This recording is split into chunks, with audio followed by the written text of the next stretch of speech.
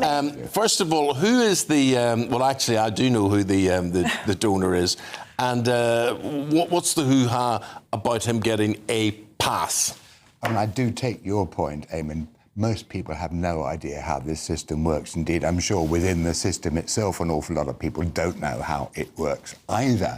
But the point is, of course, he's not just a donor, he's also the guy charged with actually raising funds for the party. And so I think he does have a certain imprimatur within it. But inevitably, the right-wing newspapers are going to make mischief with it and accuse the Labour Party of Toryism. And I don't actually think, though, it's going to resonate desperately with the public, as distinct from Keir Starmer's speech tomorrow, which I think most certainly will. What do you make of Sir Keir Starmer saying things are going to get worse before they get better? He's already going for a second term, isn't he? Oh, he most certainly is. But I think he's doing a bit more than that. I think he's... Two things. One, he's managing expectations. And I can remember during the election campaign him saying, look, I can't just go to bed one night and dream up a couple of new prisons. Stuff takes time. But the second point is, I think he's also firing a warning shot across his own side. You remember how many times Rishi Sunak was trying ever so hard to institute changes of one kind or another, only to find that one section or another of his party biffed it on his behalf, thank you very much. And Starmer is saying, look, I'm putting up with no nonsense. And the other point about all this is, I mean, what he's saying is that everything is a bit more shambolic than they had realised. And I suspect that's probably true because no government wants to do things like raising taxes and cutting services. Yeah. You see, I buy all that, Peter, totally get all that. But then you look at things, say, post-COVID or during COVID and beyond, and supermarkets did super well out of all of this. Utility companies have done super well. Yes. The energy companies. Yes. There are certain targets that he could have, without any resistance, without, the public would say, well, fair enough, well done, Keir. He could have attacked, he could have raised money from, but he has avoided that. And instead, we're hearing, the certain pensioners losing this allowance over energy bills and things. Yeah.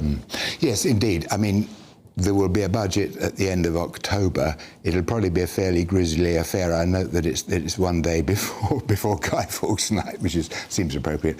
And I suspect at that point there could well be all manner of not only taxes raised on ordinary folk, but also on businesses, which, as you rightly say, Eamon, have had it a bit too easy for a bit too long. You could see it coming then. God, yes.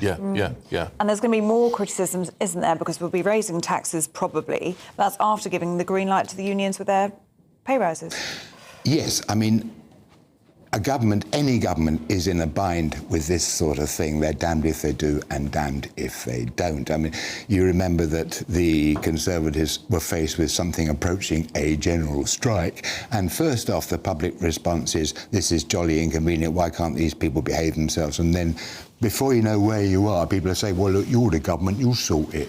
Anyway, let's talk some politics now. In his first major speech since walking into Downing Street, this is going to happen tomorrow. Keir Starmer is set to say Labour needs 10 years to rebuild the country because the Conservatives left the whole place in ruin and rubble. Well, it comes as the Conservatives asked the Prime Minister to reveal who gave a Downing Street pass to a millionaire who donated £500,000 to the Labour Party during the election campaign.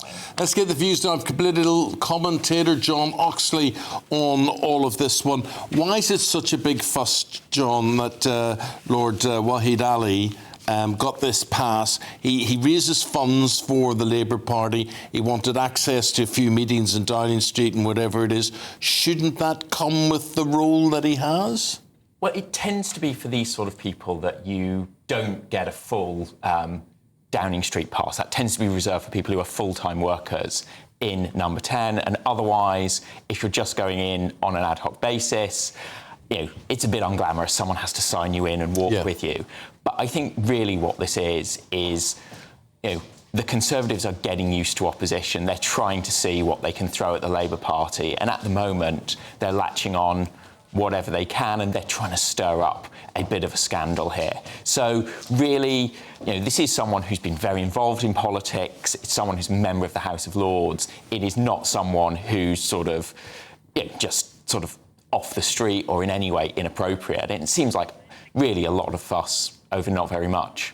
Looking ahead to his speech tomorrow, we're expecting the Prime Minister to talk about this fiscal black hole, which we've heard so much about. He's also going to talk about societal black hole. What do you think he means by that? I think this is probably going to pick up off the recent disturbances and the riots in particular, and this idea that sort of downwind of these economic problems, there's more of a sort of tensions across society, whether that's the way we see things playing out in these communities where there was violence, but I also imagine he's going to talk about things like inequality as well and sort of widen that.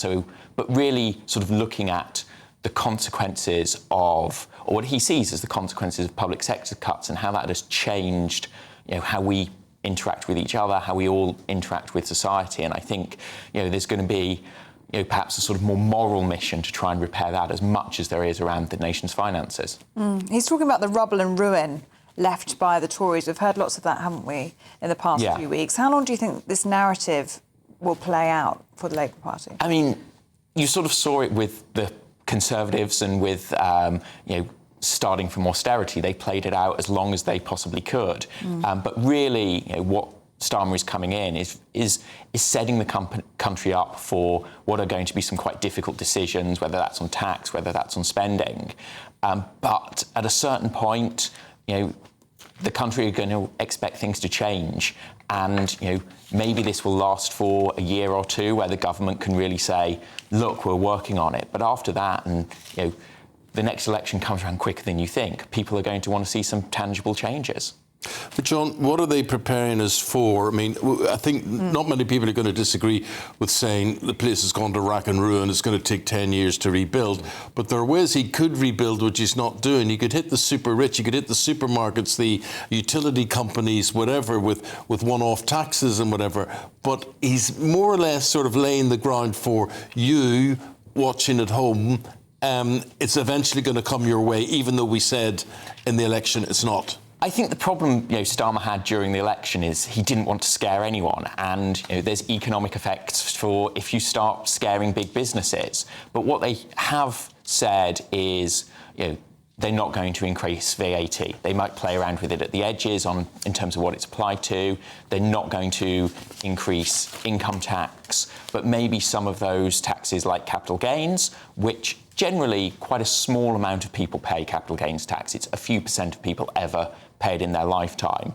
So that does go after the rich a bit. But ultimately, the problem governments have is the taxes that raise the most money are the ones that everyone pays, because that's where, even though it's spread out, that's where the bulk of the money is. So it's quite hard to do something that doesn't ultimately flow down in some way to ordinary people. John Oxley, appreciate it. Thank you very much indeed. Good morning.